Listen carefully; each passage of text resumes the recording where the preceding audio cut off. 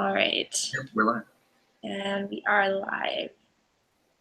So let's wait until we start seeing some viewers trickle in.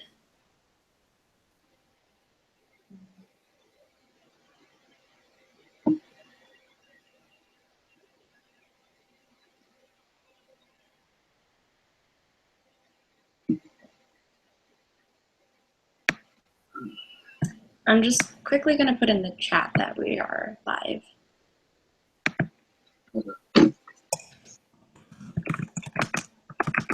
All right, I see we've got a couple of viewers.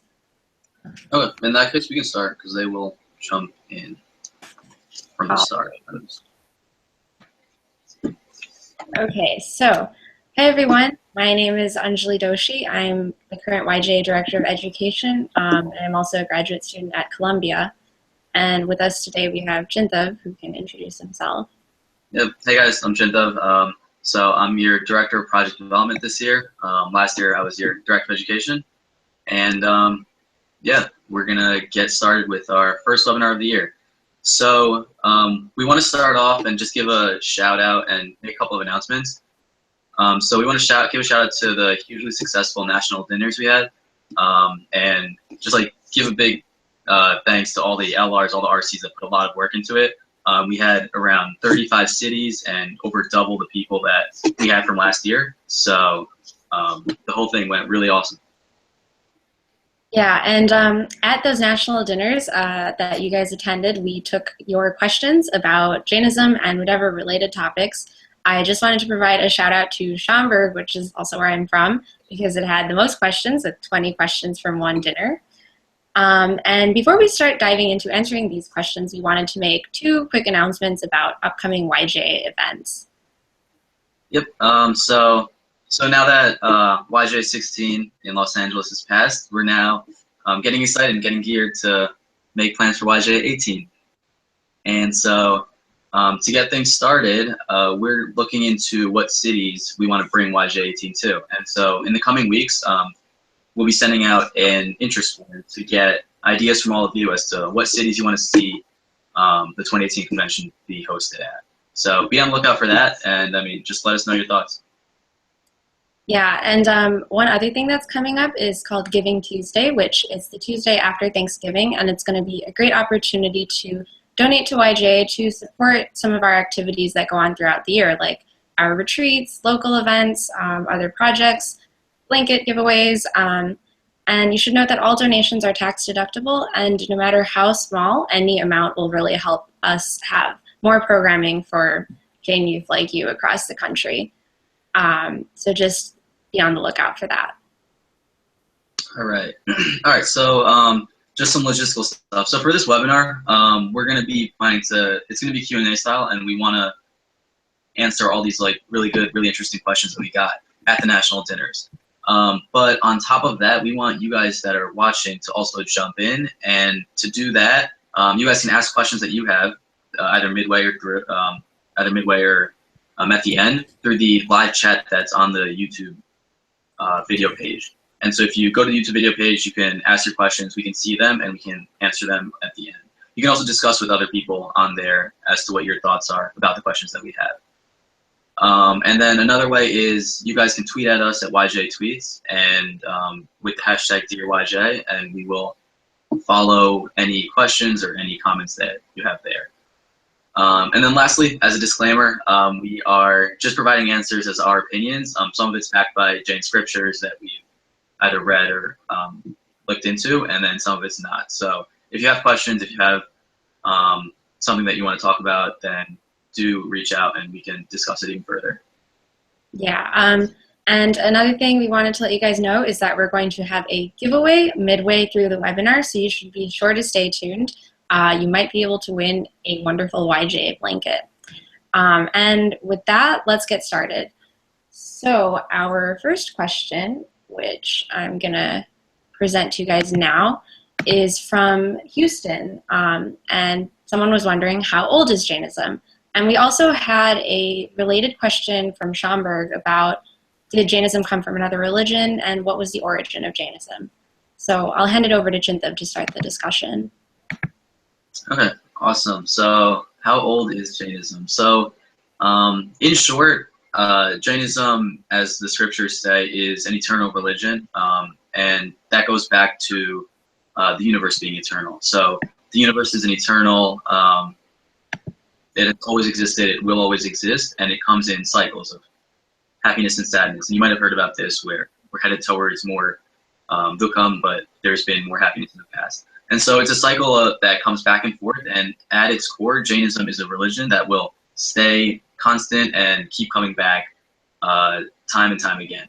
And so what Jainism is it's a message and it's content that that the Tirthankars will, the spiritually enlightened beings that we have, will come and try to spread every cycle.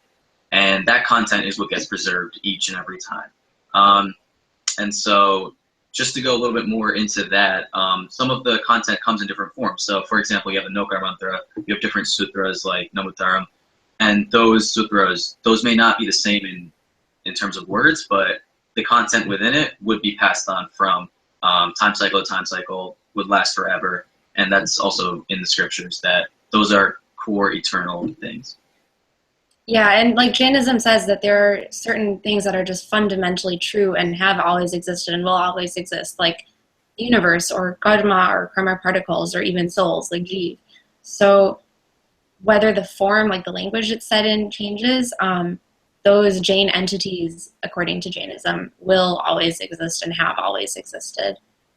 And I also wanted to give a little bit of a sort of academic historical perspective on this too, in case you encounter this in like a history class. Typically until now, historians have mostly said that Mahavir Swami is the quote-unquote founder of Jainism, that in around 300 BC or 500 BC, that's when Jainism really got started. But now more sort of historical and archaeological and scriptural evidence is coming to light that there was Jain worship before Mahavir Swami, that Parshvanath was a historical figure, is now accepted academically. And also this sort of ties into what religious movements existed in ancient India, because they can kind of be divided into two, which was Vedic movements based on the Vedas, the scriptures, which led into Hinduism, and then the quote-unquote shamanic movements or ascetic movements where people kind of take diksha or leave the material world, and those would be like Jainism and Buddhism and something called Ajivikism, which died out. But it's kind of accepted that those shamanic movements were much more ancient in India, and that includes Jainism. So historically speaking, Jainism is very, very old in its present form, and according to Jainism, it's an eternal sort of concept. Yep. And I mean, this will go back to Rishabdev's times, which we don't even know how far back that goes, because it's said to be millions and millions of years. So, yep, it's a mix of stuff. Yeah. So to move on to our next question, we had a question from Toronto in the Northeast, which I'll show you guys, which was, what is the Jain perspective on euthanasia? And before we answer that, just to explain, euthanasia is assisted death. It's the practice of intentionally ending a life in order to sort of end pain and suffering that a person might be going through.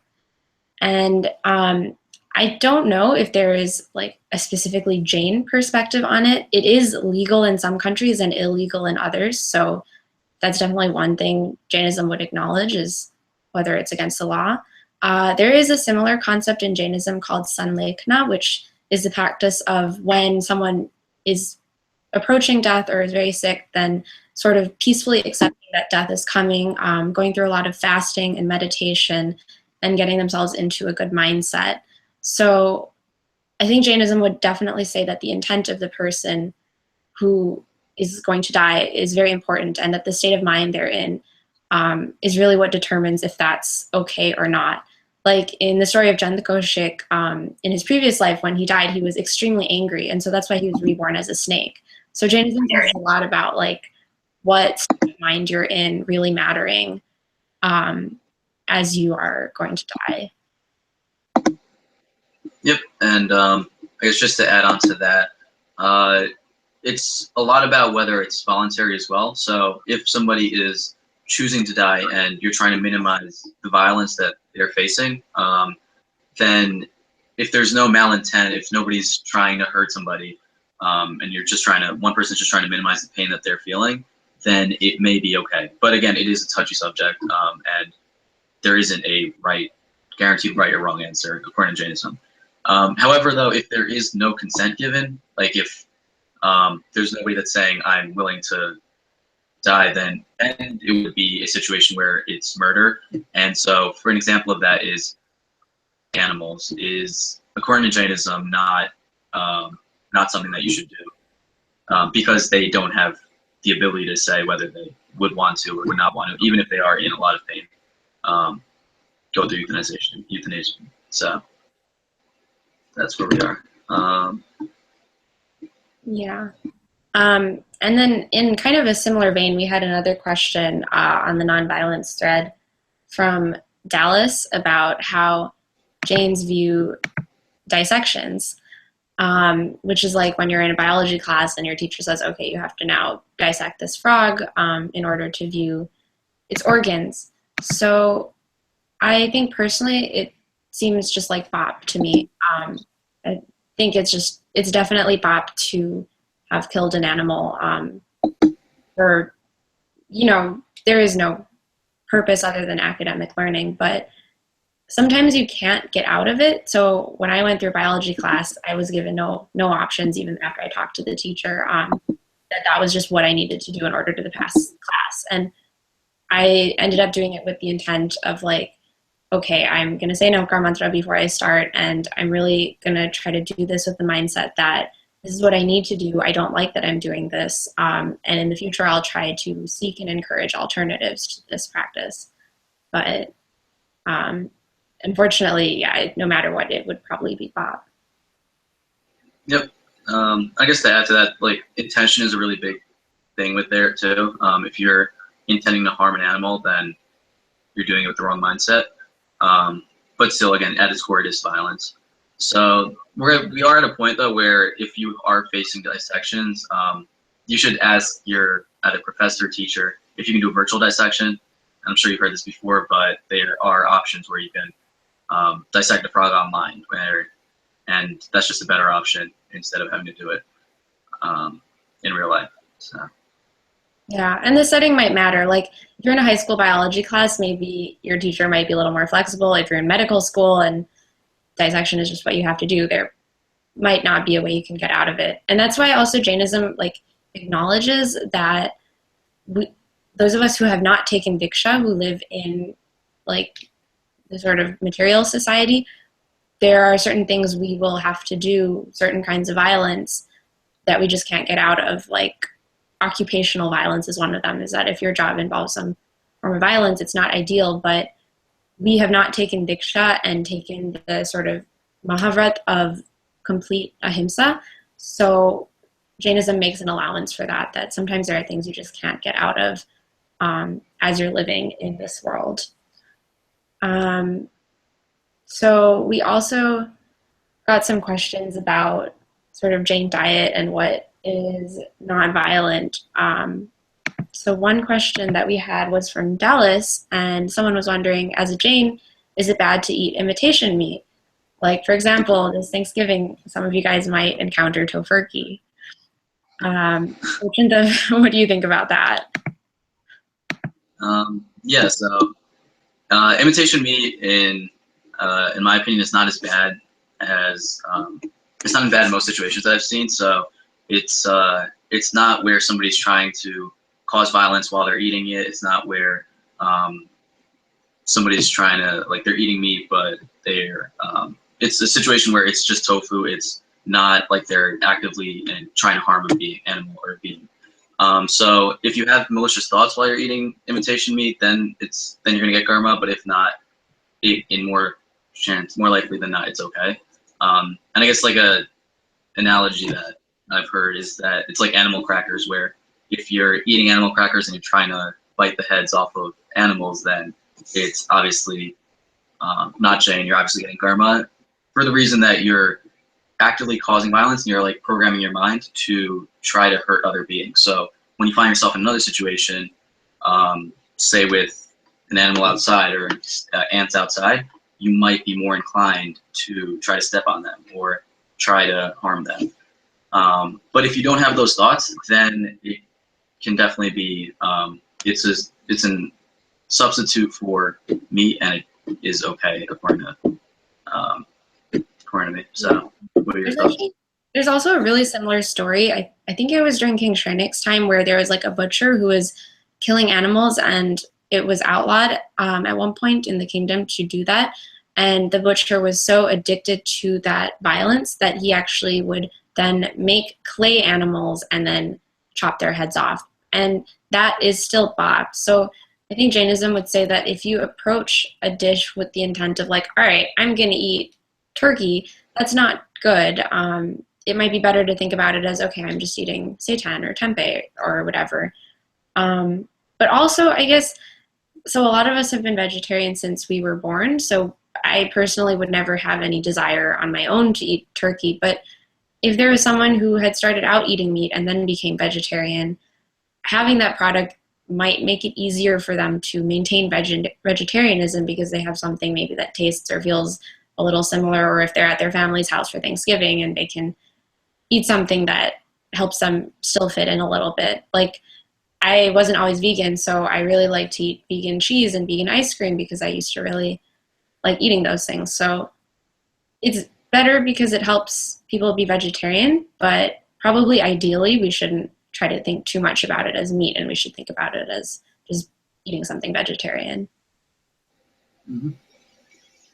And yeah, I guess going back to that butcher, that's really what it is, where you can be in two states. You can either, like, one was a butcher, he was doing that out of his occupation, if you could say, and his occupational violence. So he had to, or provide as that role in that society. But all of a sudden, you outlaw violence in that kingdom. He could have gone down two paths. He could have been just let's go of that, or he could have been somebody that continues to cause violence in his own way because his mind is so programmed to harm other beings. And so, yeah, he was making clay sculptures, and then he kept on killing them. So it's like that. There's two paths that you can go down. If your mind is so programmed to be violent, then you'll forever have that karma with you. So best is to avoid those kinds of thoughts. If you're even eating imitation meat, if you're going out, outside, and we'll go into that later as another question. Yeah, I definitely agree with the, like, if your mind is programmed to violence a little, because I think I've had friends who like will play first-person shooter games, and sometimes I like think, okay, maybe it's fine, like it's not actually doing anything. But then if there's like a part of you that's thinking to yourself, yes, I am now like causing harm to someone, would that like, is that also kind of a form of bop and program your mind a little way? And that's like a whole nother issue. But yeah, but it's a really common question, like the idea of video games, and whether the violence within video games is going to translate into your real life. I mean, I think we all have played video games like that, and just making sure that we're detached from if there's any violence within it, making sure that we're detached from it and we're not actively trying to bring that into our real lives is what makes the difference. Yeah.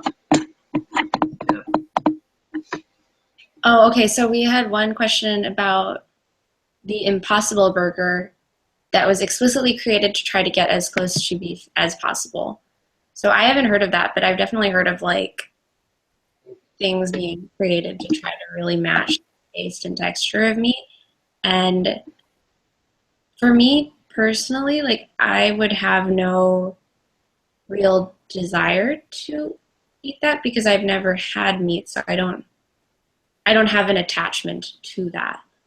And I think as Jains, maybe we shouldn't have some attachment to like, yeah, let's try to eat something that is as close to meat as possible, because really ultimately we shouldn't do that. Oh, I see too. So this is also going on in the chat. Does that decrease the environmental impact of meat production? So yeah, I guess from a consumer standpoint, fake meat is better.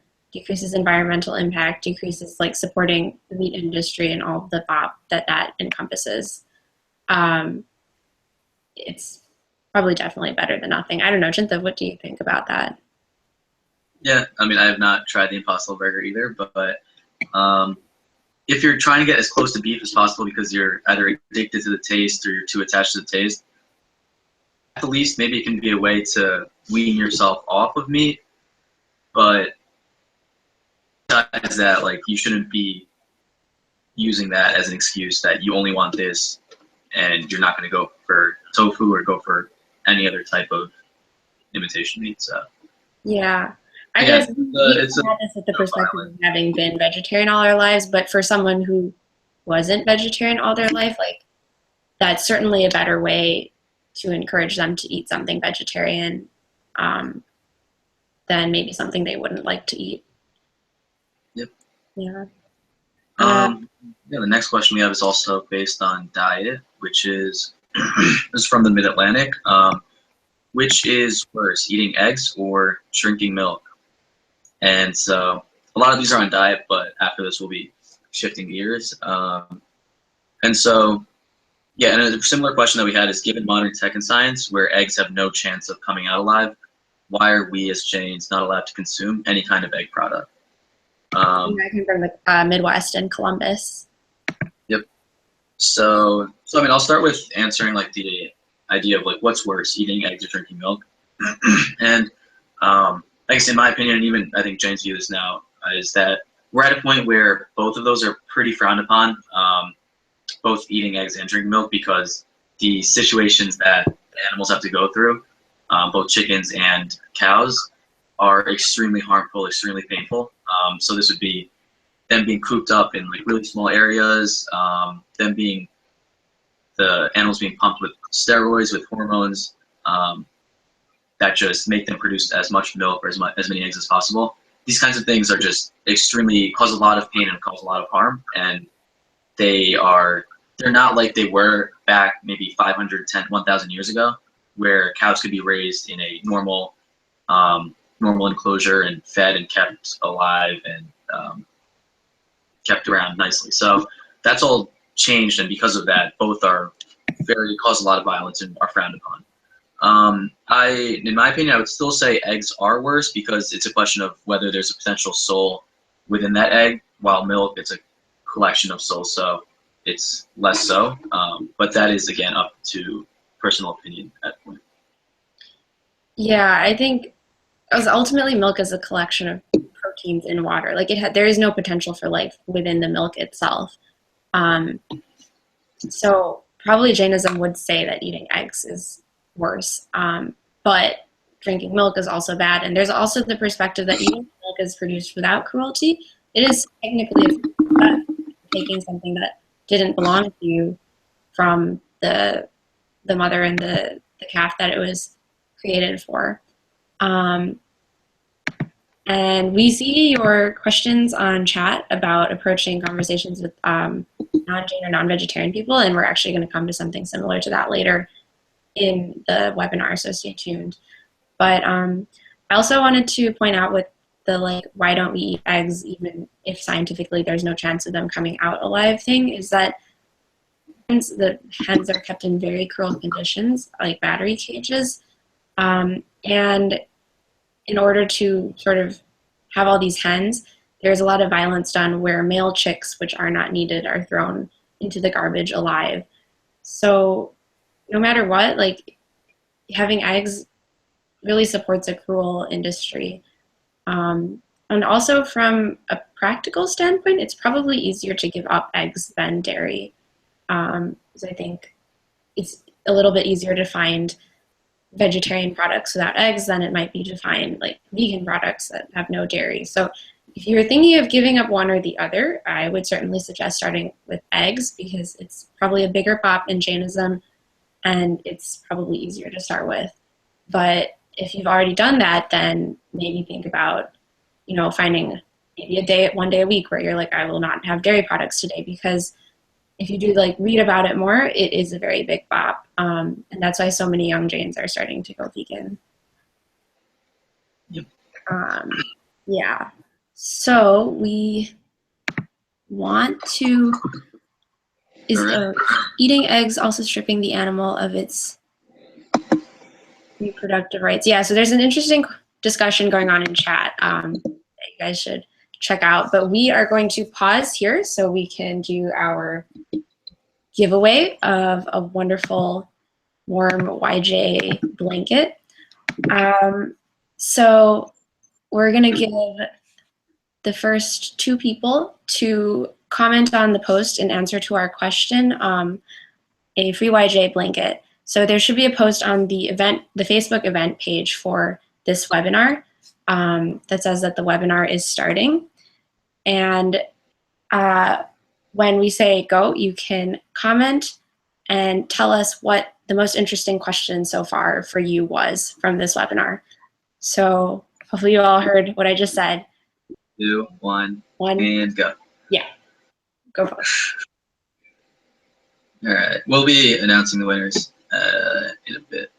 Yeah. Yeah. All right. So we can keep going, but yeah, just comment and you can win a YJ blanket.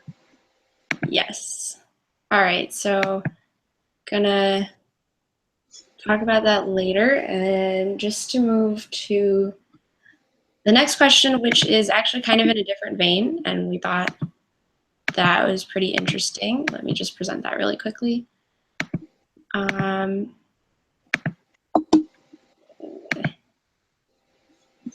people see that? I think your screen, honestly. Yeah, I'm not sure what happens because it looks fine on this screen.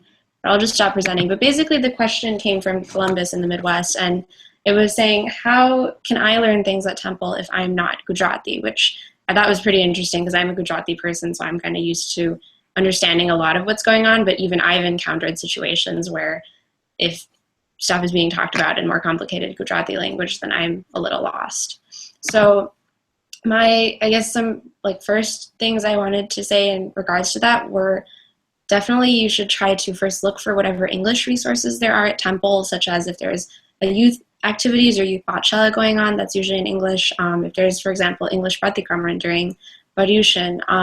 There's also a lot of resources you can find through Jaina. So if you go to the website, they have all the Jaina books available online. You can download as PDF or doc, and you can learn quite a lot through that. And then also, if there are multiple people that you can connect to who don't speak Gujarati, whether it's people who come from Hindi-speaking families or even just kids our age who maybe are more comfortable in English, and if you kind of get a group together, then you can more proactively try to connect with the leaders of your Sangh and even help plan events that would be in English or Hindi, such as lectures or workshops or pratikramrans or whatever that you're most interested in finding. And also one resource that maybe a lot of people aren't aware of is that a lot of Deirasars have libraries with a lot of different books, and chances are there could be library books in English, so it would be definitely a good place to start looking. And lastly, one thing I do if I'm kind of really lost in Vyakhan is I just usually have a Gujarati speaking buddy who understands more than I do, and I just bother them to translate for me, which is usually my parents or whatever family member is close by. But typically people are excited to explain things if it means they get to talk about Jainism more. So I would say you could definitely do that. Yep. I guess to add is that Jainism, so there's a lot of resources that are online, like Anjali said, and that's, I think, the best way to go about it. If you're either not Gujarati and you know Hindi, or you're not even Indian and you're going to the temple. And so at first glance, it may look like that there's a really big focus on pujas, on praise, on just respecting those idols in different ways through puja. And sometimes it can even seem like that's just overemphasized. We're doing all this stuff. We're doing Chandan Puja. We're giving flowers, giving fruits, and making a swastika, all in praise of these idols. Key is to try to learn what each of those mean. And if you learn what each of those mean, then then it becomes so much more clear as to why we're praising them and in what ways we're praising them. So, an example of that, and so an example is the swastika that we make out of rice. What is the reason for that? It's to signify the four gatis within the swastika, and then some right knowledge, right conduct, right faith, with the three dots, and then Siddhashila above that. So that whole I guess ritual, its purpose is to symbolize those ideal values, and then also to symbolize rice, which is a non-fertile thing, so it does not go through that life cycle of birth and death. So you want to try to get yourself out of that by avoiding karma, by freeing yourself from your attachments. And so putting all that together, it's the content within Jainism that's enclosed in these, but learning the reasons for it can help you understand why it's done. And if you don't do that, then you're just going in and you're seeing all these different pujas and all this different praise, but you don't see if you don't have an understanding for it, it might continue following that. So, yep, just trying to learn about it is the best way. Yeah, and Jainism itself also talks about blind faith and like blindly doing things or following things without understanding why as being a bad thing. Jainism is not a religion where it encourages you to just do X, Y, Z just because you're told to. There's definitely a history of debate and questioning within Jainism as a way of learning more, and Jainism definitely emphasizes taking all the resources that you can to just keep learning more and understanding what you're doing and why. So like when you're doing a Chaityavandan or something, if you're sort of blindly reciting sutras with no idea of when you're saying what Tirthankar's name, then you're not getting as much out of it as you could if you were really like understanding and thinking as you go through each step. And you know, sometimes you can just like check something in advance. Like if you know you're going to be doing Pratikramaran the next day, then you can go to the Jaina website and like read the English Pratikramaran book that's available, and get to understand a little bit so that when you actually go through it, it will mean so much more for you. So this definitely applies to whether you're Gujarati, whether you speak Hindi, whether you speak no Indian languages whatsoever. Learning and actively learning as you do things at temple is really important. But and even just asking others is really helpful. Like I was saying, like just if you ask somebody what's if it's either an adult or one of your grandparents, they may likely know as well. So that's always helpful. And there's a pretty relevant question in chat from Kinnari, which is there pop associated with certain things you do in temple? So I think just to give an example of that, a lot of times there's an abhishek done with milk. And because, as we said before, there's starting to be some question over whether consuming milk is a kind of pop that we wouldn't want to associate with the Dasar. Sometimes people are starting to switch over to soy milk or use other substances for that in the Vedasar. And what it really boils down to is actively thinking about what you're doing and what the implications are. So that's why a lot of temples don't use mithai with varak, which is the silver foil on top anymore, because someone took the time to learn about that and realized that that is produced with violence, which would be bop, so we shouldn't be associating that with our Vedasars. And I mean, it's about the positive outcome that can occur. I mean, I think I've been asked this before, why do we build these temples when they're harming so many animals or ants or small beings by constructing them and making all that marble and then going through all the labor of building a temple? There's a lot of violence that occurs in that, right? So what's the purpose of them? And then I guess the answer to that is the outcome that a temple is supposed to have, which is to take you away from your material life, your worldly life, and allow you to enter into a different state of mind where you're more removed, you're more peaceful, you're less attached to all those things, and you're just able to think about your own actions and your own life and so that occurrence, that possibility, that's like a sacred space where that can happen, is not available outside, and so that's the purpose of the temple. So I mean, it's a balance where, but there is harm in it, and so you want that positive outcome to be as powerful as it can be for you. Yeah, and I think it's also important to be like practical about it too. Like if you ask, like, why do we build such elaborate temples or do things like puja if, in Jainism, all it's about is the principles. But I mean, we are people living in this day and age. There is no Tirthankar around to give us a lot of inspiration. And for many of us, having things like rituals and puja and a beautiful derasar to gaze at and to attract us to go to it is something that helps us in the path to also applying Jain philosophy and principles in our daily life. Like, Jainism is a hard philosophy to follow. People could say it's very strict. And so having things like a big derasar or doing, puja with flowers is just something that can help us connect to it more easily so that we're more open to practicing the other parts of Jainism in our daily life as well.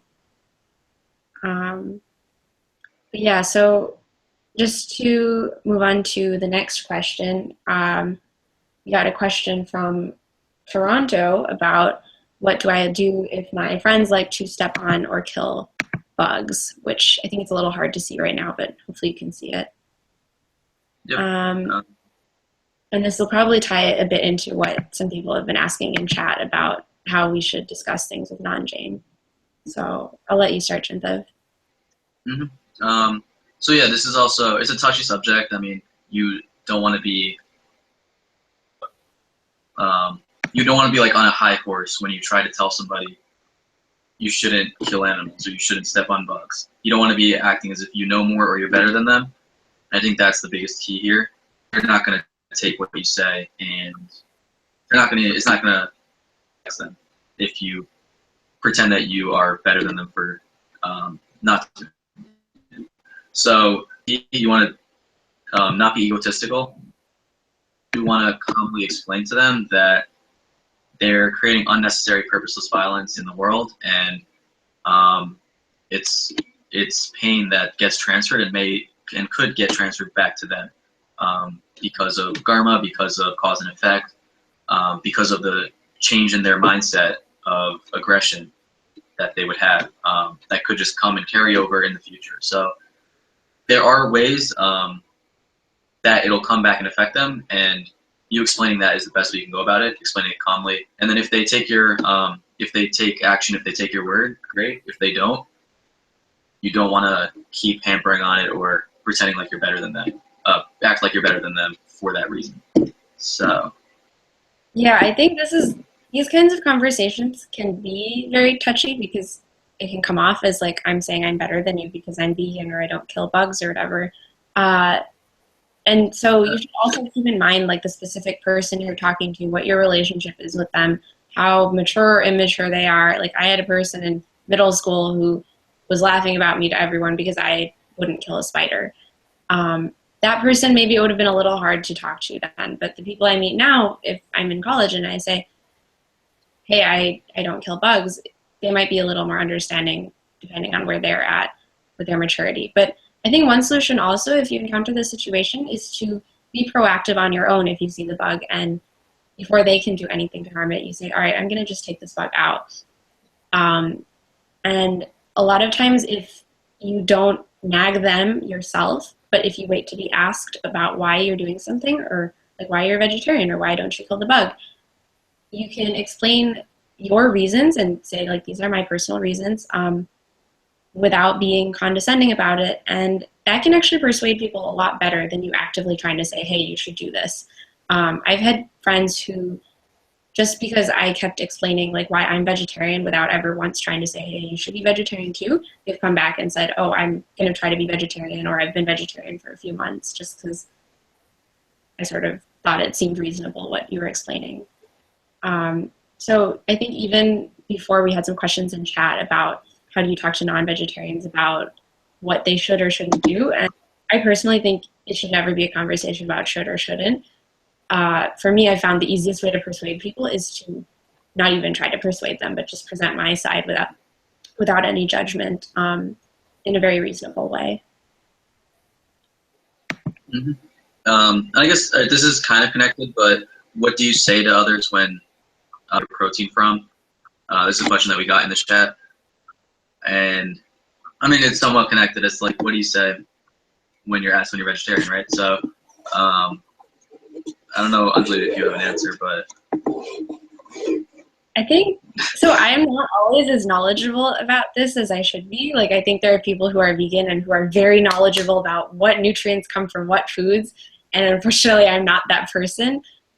But trying to learn a little bit about your nutrients in your diet makes that conversation easier, because then I can just point to, like, well, in my Gujarati diet, I eat beans a lot, so that's where I get a lot of protein, or I eat a lot of tofu or something.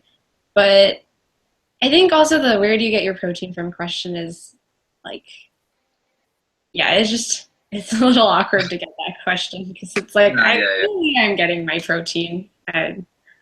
Yeah, I feel like most people are fine. I think there are like protein powders if you can say that if you have like supplements, but for the most part, I mean, going with like, yeah, beans, nuts, and different like walnuts, different types of nuts that have a lot of protein. Um, Usually that's Yeah. suffices. So Also, sometimes non-vegetarians will think of vegetarianism as what you do not eat or what you can't eat, like what the things they normally eat that you don't eat. So maybe it's easier if you explain to them what you do eat. Like, I will say, all right, so today I had like a wrap with hummus and lettuce and cucumber and carrot and et cetera, et cetera. That's what I ate. It wasn't about what I wasn't eating. It was just like what I actually did eat, and I had my protein, I had my nutrients in that. So that was fine. And that can also like open people's eyes to the fact that you can be vegetarian and not have to have like a really boring diet of just eating salad every day, because I don't think any vegetarians really eat like that anyway. mhm. Um, Okay. So before we go into the last question, do we want to announce our winners? yeah, let me see who won the blankets. Um, I think we have. we have two winners. Uh, Go for it. Okay, so our two winners are Arham Shah and Janvi Shah. So thanks for watching the webinar. Be excited for your blankets. We'll reach out to you later about getting the blankets to you. But the rest of you, stay tuned for more opportunities later in the future to get a wonderful YJA blanket. And so I think with that, we can go on to our last question, which is probably going to incorporate a lot of things that we've talked about so far. But And yeah, in the meantime, on the chat, do ask any other final questions you have, because after we answer this, we will go to any other open questions or discussions or comments or concerns that we can give a shout out to. yeah. So real quick, I'm just going to show our last question. Unfortunately, it's dark, but how do we incorporate ahimsa into our daily lives, whether knowingly or unknowingly? And this came from Atlanta. So, oh, it's hiding from podcast. Okay. So I think Chintav, you can get started with that. Yeah, sure. So yeah, I guess as its core, what's the question? Like, how do we incorporate ahimsa into our lives? And I guess my answer is that to incorporate ahimsa, we have to change our habits and we have to change our reactions to the events that happen in our lives, to be more in tune with Jain principles.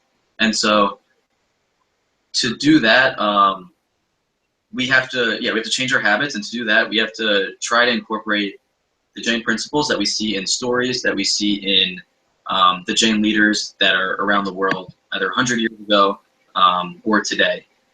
And so if we learn from that, then we can incorporate what values they had and what actions they took into our lives by almost following their path, but understanding also why they took that path. So I can give you an example. An example is like, so from one of the biggest stories is Parshvanath. What happened to him is there was a rain god that attacked, called Megmali, that attacked him because of one of his past lives where he hurt that rain god. That rain god attacked him repeatedly, poured rain on him, and while he was meditating, except what he did in that situation was to have, instead of reacting poorly, negatively, instead of being annoyed, he was peaceful about it. He didn't change his state of mind. He understood fully that one, this was happening because of his past karma, or two, he could not fully comprehend why this was happening. Accepted that there may be something bigger that he doesn't see.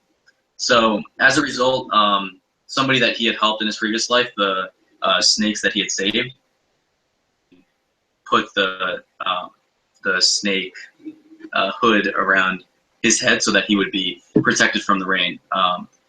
And so the core, I guess, value within that story is that even if somebody's harming you or negatively affecting you, you don't want to react in a harmful way towards them, because you will be bringing on more karma. And the better way is to be peaceful about it, have a sense of understanding that you don't know the full story of why they may be hurting you. And so in that same way, we can incorporate ahimsa, because you can take that story and try to incorporate the values that they did and incorporate that into your life. And so I guess learning about those stories, learning about what people have done in terms of current leaders like acharyas that are around today, or even beings that from like 100 years ago, if you incorporate what they did into your life, you'd be more likely to incorporate ahimsa into your life. Yeah, and I think it's definitely important to keep in mind that there are a lot of ways we do ahimsa. Jainism says there are 3 times 3, so you can have mental, verbal, or physical violence, and then you can do it yourself, you can encourage someone else to do it, or you can appreciate that someone else has done it. So there's 9 total ways we can do ahimsa, and it's really hard to try to cut all of that out of your life. There's a lot of situations daily, like this person asked, knowingly and unknowingly, that we commit violence. So keeping like a positive intent in your head is important. And I think also being very mindful, which is where you're sort of aware of what you're doing, you're in the present moment. You're not always thinking about something else, because if you're thinking about something else, you're more likely to unknowingly say something that's hurtful or do something that's hurtful. And then also I think there are, as Chintav said, a lot of resources you can go to for examples of ways to practice ahimsa, whether it's asking your parents what they do, or reading articles, or going to the YJA website and reading something, or asking your friends. There are a lot of things you can do, and then it becomes a matter of learning how to set goals and create habits to incorporate those practices into your daily life. So I heard about this challenge a few years back called the Not Complaining Challenge, where you would essentially attempt to not complain every day for 3 weeks, because that's how long theoretically it takes to form a habit. And there's like a wristband to go with it or something. But that was kind of an example of where you pick one very specific thing and you work on incorporating that into your daily life until you no longer have to think about it. And remove of violence from your life. Yep. And so just to add, that was the question was like knowingly or unknowingly, and so those are ways that you can knowingly incorporate ahimsa.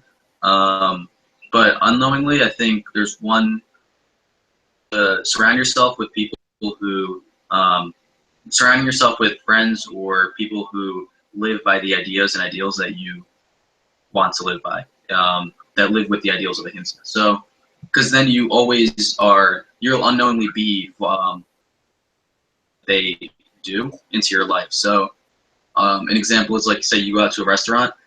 If you're with Jain friends, while you're, say, in the bathroom, if they order, they know that you don't want eggs, or they know that they don't want eggs in any of their in any of their food. So they may ask about that beforehand and make sure that you're covered in terms of preventing violence. So in small ways like that, I guess the people that you surround yourself with is also a big deal. So you want to surround yourself with people who also have that idea of ahimsa. I think another also way of doing it, starting with the intention of more ahimsa, is also keeping in mind the Jain principle of anekantvad, which is where there's multiple perspectives to any situation. So sometimes, like, I think if I'm like about to get really mad at someone, my mind at that point and think, okay, this was their perspective, this is their feelings. I need to step back and stop myself from harmful or saying something that would be harmful. And every jeev, whether it's like a miniature little bug or the president of the US or your best friend, deserves the same compassion and respect according to Jainism.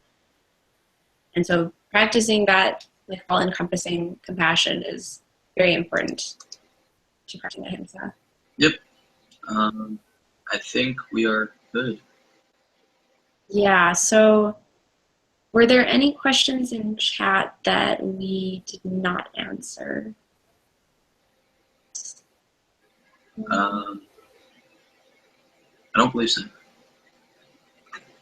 If you guys have any other questions, yeah, just be sure to post them and we can answer them now.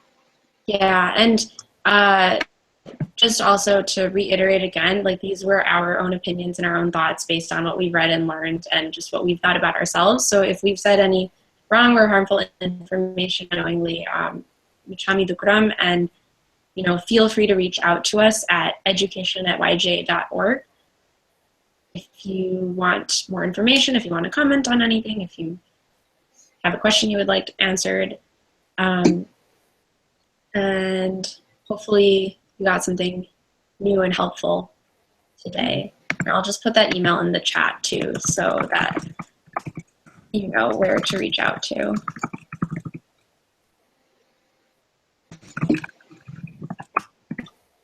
All right.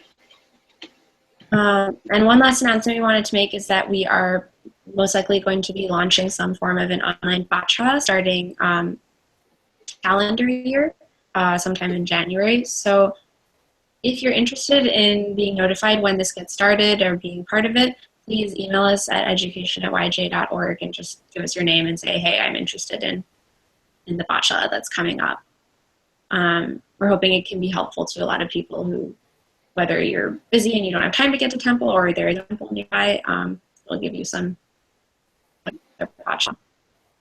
And yeah, I think that's all I got on my end. All right, yeah, with that, I think we're good.